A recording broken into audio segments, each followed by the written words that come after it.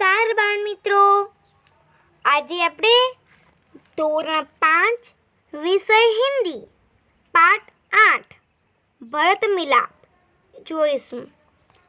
હજી સુધી તમે મારી યુટ્યુબ ચેનલને સબસ્ક્રાઈબ ન કર્યું હોય તો તેને સબસ્ક્રાઈબ, લાઈક અને શેર કરો।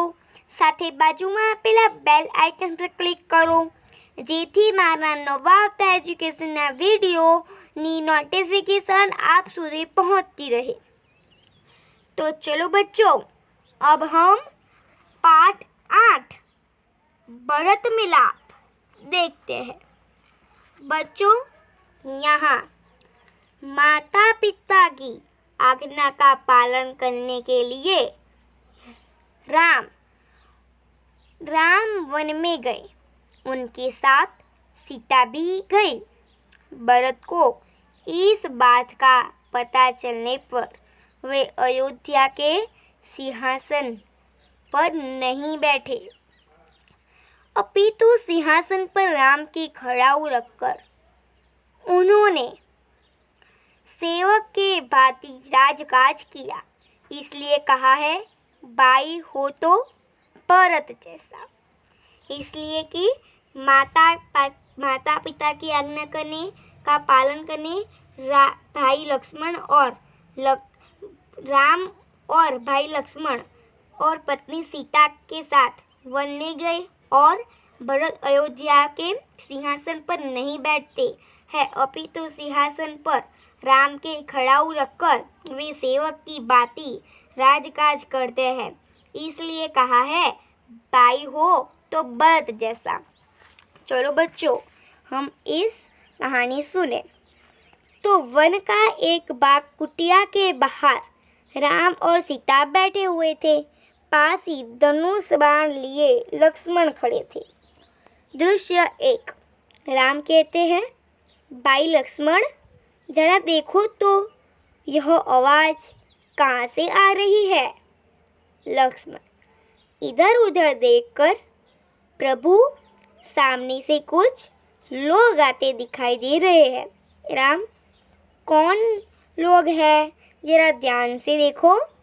राम, तो लक्ष्मण कहता है, ध्यान से देखकर, अरे यह तो भरत है, साथ ही बहुत से लोग हैं, हमें सावधान हो जाना चाहिए, शायद वे लोग लड़ने के लिए आ रहे हैं। राम हंसते हुए कहते हैं, भाई लक्ष्मण, तुम तो बिना बात शक करते लगते हो। इतने वर्ष साथ रहकर भी भरत को नहीं पहचाना क्या। लक्ष्मण उत्तेजित होकर, पहचाना क्यों नहीं, उसी माँ का तो बेटा जिसने वनवास दिलाया।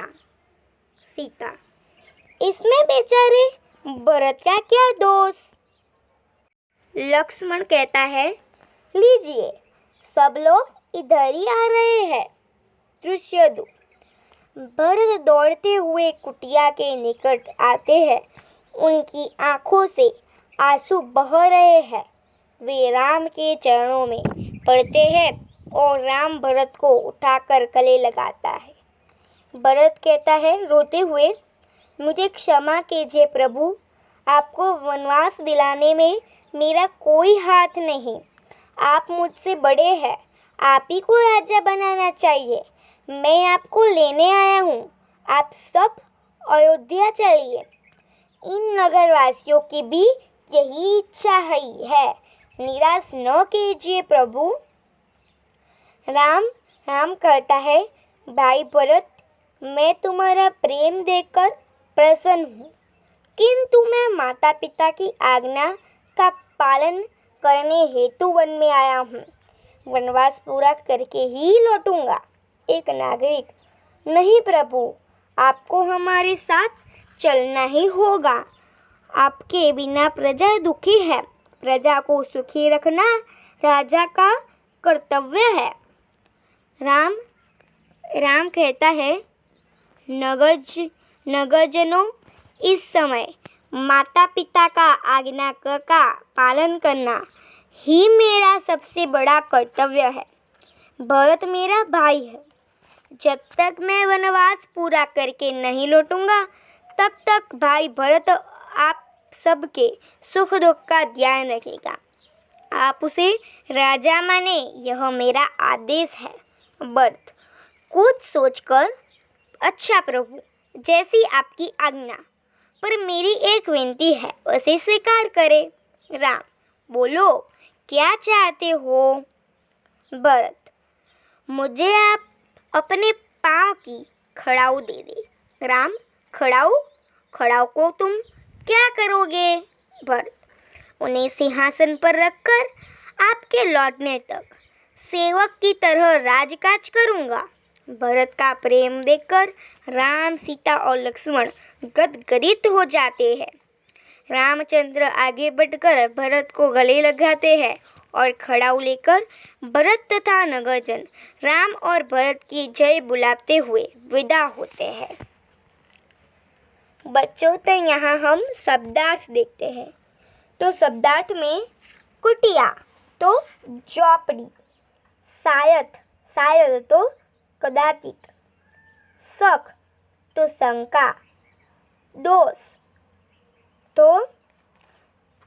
तो अपराध, निकट तो नजदीक, चरण तो पैर, दोष तो अपराध, कर्तव्य फर्ज, आदेश हुक्म आज्ञा, खड़ाऊ लकड़ी की बनी पादुका। अब हम मुहावरे देखते हैं। उत्तेजित होना, गुस्सा होना, गले लगाना, प्यार से मिलना, गदगदित होना, पुलकित होना, आनंदित होना। और अभ्यास में प्रश्न नंबर 1, प्रश्नों के उत्तर दीजिए।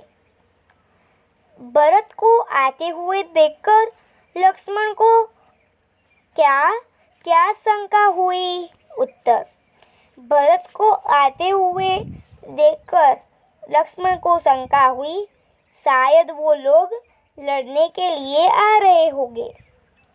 नंबर 2, राम को देखकर भरत ने क्या किया? उत्तर, राम को देखकर भरत राम के चरणों में गिर पड़े और उनसे क्षमा मांगी। नंबर 3, राम अपना वनवास क्यों पूरा करना चाहते थे? उत्तर, राम अपने माता पिता की आज्ञा का पालन करने के लिए अपना वनवास पूरा करना चाहते थे। प्रश्न नंबर 4, राम ने नगरजनों से क्या कहा? उत्तर, राम ने नगरजनों से कहा कि जब तक मैं वनवास पूरा करके न लौटूं, तब तक भरत को आप अपना राजा माने, यह मेरा आदेश है। भरत की जगह आप होते तो क्या करते?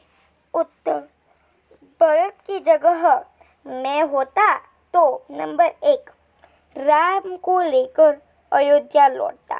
नंबर 2, किसी भी प्रकार से राम को अयोध्या लौटने के लिए सहमत करता। नंबर 3, अथवा मैं अभी राम के साथ वन में रहकर उनकी सेवा करता। बच्चों, अब हम आगे देखते हैं। तो प्रश्न नंबर 2, नीचे दिए गए कोष्ठक में से सही संकेत चुनकर लिखिए। बच्चों, तो यहाँ मैंने सही चुना है।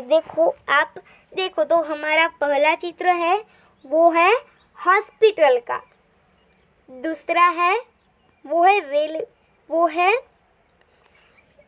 रेलवे क्रॉसिंग अलग स्थित। जो तीसरा है वो है पैदल यात्री क्रॉसिंग और जो चौथा है वो साइकिल क्रॉसिंग। अब प्रश्न 4, ऊंची आवाज से पढ़िए और लिखिए। लक्ष्मण उपेक्षित, क्षमा, अयोध्या, इच्छा, प्रजा, कर्तव्य, ध्यान, प्रभु, इन्हें। अब यहाँ स्वाध्याय में प्रश्न नंबर 1, राम, सीता और लक्ष्मण कहाँ गए? राम, सीता और लक्ष्मण वन में गए। नंबर 2, राम ने नगरजनों को क्या समझाया? उत्तर, राम ने नगरजनों को समझाया कि जब तक मैं वनवास पूरा करके न लौट तब तक भरत आपके सुख दुख का ध्यान रखेगा, आप उसे राजा माने। नंबर 3, राम ने भरत को क्या दिया? उत्तर, राम ने भरत को अपने खड़ाऊ दिए। प्रश्न 4, भरत ने खड़ाऊ लेकर क्या करने का सोचा? उत्तर, भरत ने सिंहासन पर खड़ाऊ रखकर राजकाज करने का सोचा। अब प्रश्न 5, आप अपने भाई के साथ कैसा बर्ताव करते? उत्तर, नंबर 1, मैं अपने भाई के साथ प्यार भरा बर्ताव करता। नंबर 2, बीमारी के समय मैं भाई की सेवा करता हूँ। नंबर 3, मैं सब प्रकार से ही भाई की मदद करता हूँ। अब प्रश्न 2, नीचे दिए गए वाक्यों में मैं या मैं लगाकर वाक्य पूरा कीजिए। तो रोटी को देखकर बिल्ली के मुंह में रोटी को देखकर बिल्ली के मुंह में पानी आ गए। नंबर 2, मैं तुझे रोटी न ले जाने दूंगी। नंबर 3, मैं कहती हूँ कि यह रोटी मेरी है। दोनों बिल्लियाँ मैं झगड़ा हो गया, इसलिए कि दोनों बिल्लियों में झगड़ा हो गया। नंबर 5, रोटी लेने पहले मैं झपटी थी।